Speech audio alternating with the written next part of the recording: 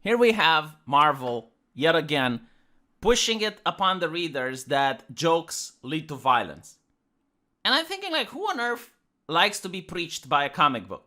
So I go on Twitter, and I see a lot of progressives defending this and saying, oh, yes, this is actually excellent, this is great.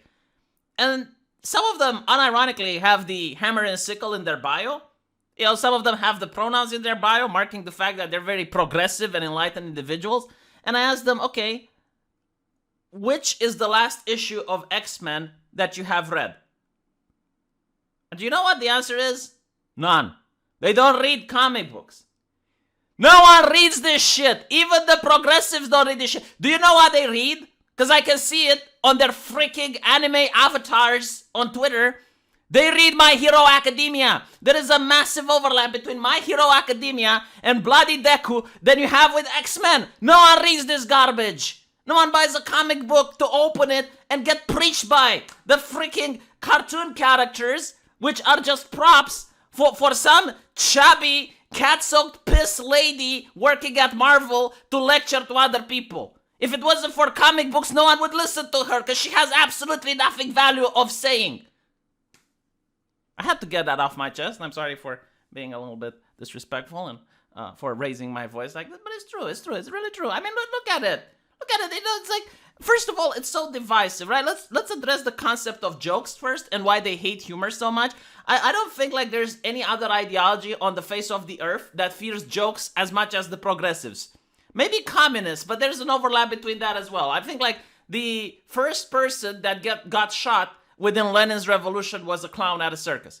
Like, he's the first casualty of the communist revolution, unironically, because authoritarians of all shapes and stripes, it doesn't matter, left-leaning authoritarians, right-leaning authoritarians, apolitical authoritarians, all of them, right? Like a father that wants to dominate his family through terror and force, he will also have the same mindset. He does not want people to make jokes. Why? Because by joking and mocking these people, which is what I do, by the way, depowers them. That's why they hate humor so much. They want you to be afraid so that they can control you, so that they can control how you're thinking, so that they control what you're saying. That's the entire purpose of the authoritarian mindset, to control people around them. And if you're joking, if you're mocking, you're not taking them seriously. If you're not taking them seriously, you're not afraid, so they can't control you. This is why they hate jokes. And this is why I'll keep having these YouTube channels as long as I'm allowed, because I don't think you should ever stop making jokes. I don't think you should ever stop making humor. I think everything is funny. You know, just like they think everything is political, I think everything is funny and everything is hilarious. And I'll keep laughing. Haha. So, look at this. You know, like, why would you read something like this? It's always begins with a joke. Listen to me, both of you. So, notice that it's never a dialogue. It's always a sermon. Like, they don't get to have an input. They don't get to have anything to say about it. It's just a sermon. Now, if you looked at the way politics used to be made in comic books back during the first Civil War at Marvel, you had Iron Man, who believed that all superheroes should be unmasked and anonymity should be removed. And Iron Man was on the part of the corporations. And then you had Captain America, which represented the free American spirit that said, no, like, superheroes should be able to keep their masks on in order to protect the ones they love and to be able to do their job. So you really had like this interesting civil war. And notice how they used superheroes to have the civil war. Like, you didn't have villains versus superheroes, though. It was like superheroes fighting it, just so you don't really know which one is the correct side. And you had readers siding with Iron Man, and you had readers siding with Captain America. Now, all of this was basically a conversation about the Patriot Act. But they didn't mention the Patriot Act whatsoever in the comic book. They didn't mention any of that. It was just like, it's implied, heavily implied, that it was like, what is more important? Safety or freedom?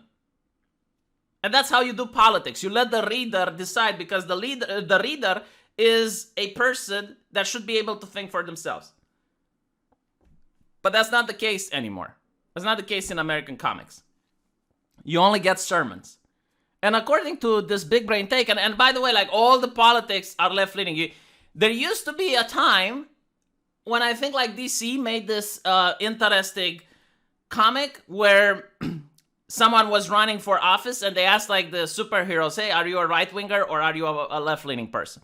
And you had various comic book superheroes saying, yeah, I'm going to vote Republican. Oh no, I'm going to vote Democrat. And it was even. Right? 'Cause they understood that the readers have various political ideologies and they all need to be represented, not to upset people. But now it's just 100% left-leaning talking points. You're not going to find a single superhero. I bet if you actually go and you ask the Punisher, he's probably against the Second Amendment. Like, I wouldn't be shocked if they make a story about the Punisher and the Punisher comes out and says, yeah, we need to get the guns off the streets. But anyway, right, it's just like putting it out there. So, it always begins with a joke, okay? Always begins with a joke, no exception. That's why we have the Nazis. Like, someone made a joke in the Weimar Republic. It's not because of the economy. It's not because of the aftermath of the First World War. No. Someone made the joke in Weimar. Someone made the funny in Deutsch. And because of that, you got Hitler. I guess someone made the funny, and this is why you get Joe Biden shutting down people's businesses, huh? Anyway, one sees a father or a mother of whom they do not approve, and their brats won't shut up, and the parents are so exhausted that they just let their children scream, all sticky and crying and hitting and wild. And you say to your friends, you should have to pass a test to breed. Do you understand? You should have to get a license to have kids. Now, I have heard this joke all across the world. It's universal at this point. Doesn't matter what ideology you are. I mean, I heard it under communist Romania. I heard it in the United States, in Hollywood movies. I heard it on the internet. You're like, okay, maybe we should have people having a license to breed. How many countries actually require you to have a license to breed? I don't know, maybe the United Kingdom during the quarantine. Like, you were actually not allowed to go visit your girlfriend. You literally couldn't date. The government wouldn't allow you to date someone during the quarantine. But that was like for a limited time, and it had nothing to do with the joke. Unless you were like the person proposing the quarantine. What was his name? The scientist by the name of Ferguson. Like, he actually got to see his mistress during the quarantine, spread COVID to her. Like, that actually happened. That's an interesting story. Like, the person who proposed the lockdown, the person who was responsible, partially responsible for the lockdown, was actually breaking the quarantine in order to go see his mistress. And he gave COVID to her, and she gave it to her family, right?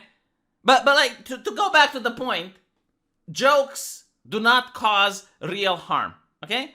Like, real harm is usually caused by a various number of factors that have nothing to do with jokes. And you say to your friends, you should have a license to breed. It starts as a joke that perhaps there is a tragedy, a postpartum mother who should have gotten help, but her insurance do not cover the therapy. In other words, this is the leftist talking points. Hey, we should have public health care. All right? And it's like a subtle hint. But for the fact that I, from Europe, might be reading this comic book, I don't give a shit about it. I already have public health care. But anyway, right, so this doesn't apply to most of the, well, actually all of the readers from outside the United States. Not very inclusive. Moving forward. A father who, because he was raised believing men are pathetic if they are caregivers. Leftist talking point. Father who believes that men are pathetic if they are caregivers. I don't know where this applies. And again, if I'm in a country where I don't have these bullshit talking points, I can't relate to this comic. But anyway, the first tests are drafted. And you think, good, those children will be safe now. Who thinks like this? What the fuck is he talking about? The test comes out, and yes, there are some problems, but nothing that cannot be ironed out, yes. But now anyone with mental illness with a criminal record is barred from becoming a parent. And you think, well, is this sensible? Yes, because you've never known anyone like that. So who is to tell you they are not like that, like they're portrayed in the stories? Okay, there are countries in the world that actually had eugenics programs for people that had mental illnesses, or people who are gay, or people who have had genetic abnormalities. Like, such programs even existed in the United States, by the way, not just Nazi Germany. It even existed in Sweden. Even, I believe it was last year, there are still survivors of those programs who are now trying to sue the Swedish government for what they did to them. It wasn't because of jokes. It was because people trusted the science. It was because people trusted the experts. The scientists and the experts said, hey, we can get rid of all these genetic abnormalities. You know, let's do this. And the government said yes. But it wasn't because someone made a joke and it was like, hey, wouldn't it be funny if we give a license to breed? Ha ha ha. No. Man, like... And by the way, I also bet it might have been a little bit of censorship as well. Like, the people who were speaking out, they were probably silenced. It's like, oh, you science denier, how dare you not suggest that this is the way to move forward? So anyway, like, sick, dangerous criminals, these words expand. Suddenly, it is anyone with diabetes, anyone with cancer, because they could die and leave their children orphaned. So now they have, like, nowhere in the history of humanity have people with diabetes or cancer not allowed to have kids. I'm unaware of a single example across the globe, even though I can name you many cultures that have used this joke.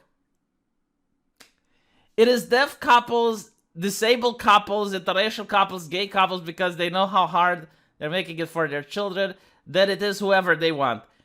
You think you are working for the greater good, you can't even fathom the life of someone who isn't exactly like you. Then one day it is you, some gene, some blah blah blah, and now you're a dangerous criminal. Right. So, what's funny is that this speech could literally apply to what we're witnessing in the world right now with a lot of restrictions of freedom. But I'm willing to bet the writer of Marvel will say, oh no, I'm not talking about those. I'm not talking about the concept that the government can shut down any business it deems to be unessential.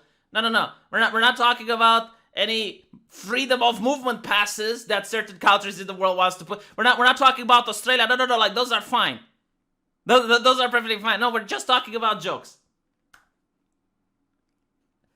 Yeah, you know, like, the interesting thing is even the people that agree with this bullshit don't read their comics.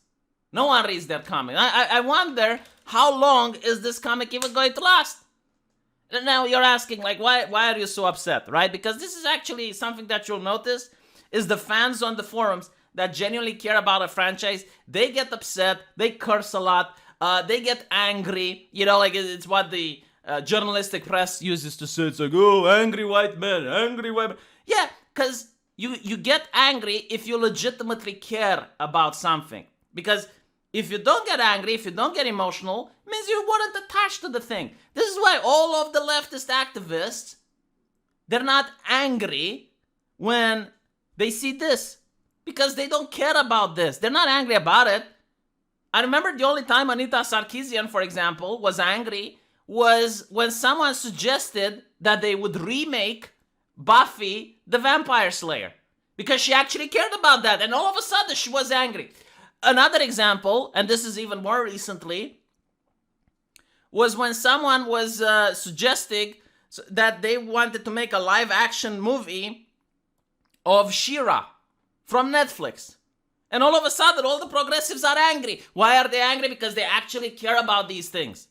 So the reason we're angry about this is because it's a lot of love and compassion. We would love to give Marvel our money. I would love to part open the ass cheeks of my wallet and throw cash at Marvel. But unfortunately, I have to throw cash at this while this is going on. This is not inclusive. This doesn't represent me. This is horseshit. I don't agree with it. I don't mind it being in a comic book. But at least have one of the characters call it out or give a different opinion. You know, there used to be two sides of every issue. Now there is just one side of every issue. And there is misinformation. So, yeah, that's my take on it. And by the way, I think, like, some of the people making the X-Men, they thought that this is going to be the manga killer. Like, this person is suggesting. It's absolutely hilarious. Anyway. Sorry for having to blow your eardrums with my rant. It's just like, yet again, can't believe that even after losing so much money, even after losing so many people, losing so many readers, they still pursue in this madness. At one point, Mickey Mouse's money bag, haha, is going to dry up. And they're going to have to shut down business. You're going to look at X-Men not as a comic book, but you're going to have like a Wolverine with a bobbing head that you put on your car, or a Spider-Man keyring that you're going to hold in your pocket. That's what's going to happen with all these superheroes. Let me know what you guys think, and I'll see you in the comment section. Take care.